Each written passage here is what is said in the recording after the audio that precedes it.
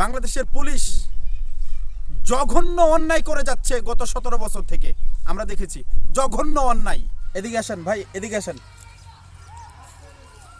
এই যে ছেলেটার দিকে ক্যামেরা ফোকাস করেন, আমাকে দেখা যাচ্ছে? জি জি। বাংলাদেশের প্রশাসন, পুলিশ আওয়ামী লীগের বিশ্বস্ত সন্ত্রাসী দল। মানে আমরা এতদিন পুলিশ কি মনে করেছে যে সাধারণ মানুষ তাদেরকে এখনো বিশ্বাস করে? আগের মতো ওই রকম বিশ্বাস করে পুলিশ এখন মনে করছে? পুলিশের উপর মানুষের বিশ্বাস জন্মাইতে এই বাংলাদেশে আরো 50 বছর লাগবে। পুলিশের উপর বিশ্বাস জন্মাইতে বাংলাদেশের মানুষের আরো 50 বছর লাগবে। এই ছেলেটা ফেরেশতার মতো একটা ছেলে, এই ছেলের সারা শরীরে রাবার বুলেট দিয়ে গুলি করা হয়েছে। আমি এখনো চিহ্ন দেখাইতে পারবো।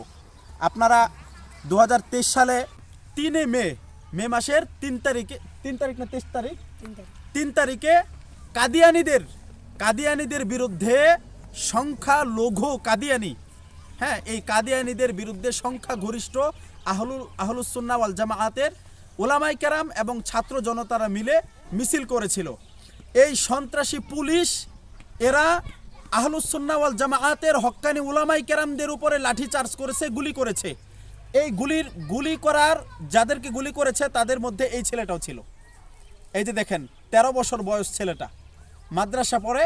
ছেলেটার নাম হচ্ছে মোহাম্মদ আলিফ। তোমার কোন কোন জায়গায় গুলি লেগেছিল একটু জোরে বলবা, সবাই যেন শুনতে পারে। আসসালামু আলাইকুম ওয়া রাহমাতুল্লাহি ওয়া বারাকাতুহু। তোমার কোন কোন জায়গায় গুলি লেগেছিল? পিঠ থেকে একবার পা পর্যন্ত। পিঠ থেকে পা পর্যন্ত। আচ্ছা, আমি বলি, তুমি কি কোনো মারামারিতে গেছিলা? জি না। কোনো ভাঙচুর করছিলা? না।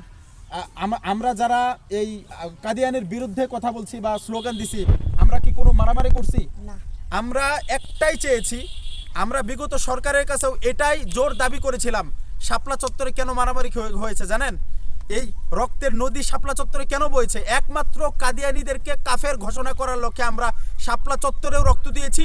পঞ্চগড়ে প্রতি বছর রক্ত দিতে লাগে আমাদেরকে। প্রিয় বন্ধুরা, যেই পুলিশ, যেই সরকার জনগণের মত গ্রহণ না করে সংখ্যালঘুদেরকে তারা কাফের হওয়ার পরেও কাফের ঘোষণা করে না, এই সমস্ত সরকার, এই সমস্ত প্রশাসনকে আমরা বাংলাদেশে দেখতে চাই না। বাংলাদেশের পুলিশ জঘন্য অন্যায় করে যাচ্ছে গত 17 বছর থেকে আমরা দেখেছি। জঘন্য অন্যায়। প্রিয় দেশবাসী, আপনারা ভিডিওটি শেয়ার করবেন, অবশ্যই শেয়ার করবেন। এরকম মাসুম এই ছেলেটা তো বেঁচে আছে, এই ছেলের চাইতেও বয়সে ছোট, বয়সে একটু বড় কিংবা এর মতোই বয়সের আরো হাজার হাজার ছেলে সন্ত্রাসী পুলিশের গুলিতে হত্যা হয়ে আজকে মাটির নিচে দাফন হয়ে আছে।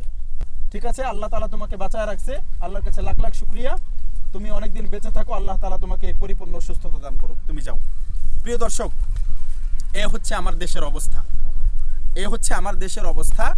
সরকার প্রশাসন তারা সবসময় সুদখোর, ঘুষখোর, অন্যায়, ব্যভিচার, জেনাখোর, হ্যাঁ, তারপরে এই সমস্ত খারাপ লোকদের সাথে সরকার এতদিন মিশেছিল। যাই হোক, সুম্মা আলহামদুলিল্লাহ, বৈষম্য বিরোধী ছাত্র আন্দোলনের কঠিন আন্দোলনের পরে আজকে বাংলাদেশ একটি মুক্ত স্বাধীন বাংলাদেশে অবস্থান করছে। তো অতি তাড়াতাড়ি বাংলাদেশটা ইসলামিক শাসন ব্যবস্থা চালু হবে ইনশাল্লাহ, আমি আশা রাখি। আপনাদেরকে অনুরোধ করব, বাংলাদেশে যেন ইসলাম কায়েম হয়, ইসলামী শাসন ব্যবস্থা চালু হয়, সেই দিকে সবাই নজর রাখবেন। ভালো থাকবেন, সুস্থ থাকবেন, ভিডিওটি শেয়ার করবেন। আসসালামু আলাইকুম রহমতুল্লাহ।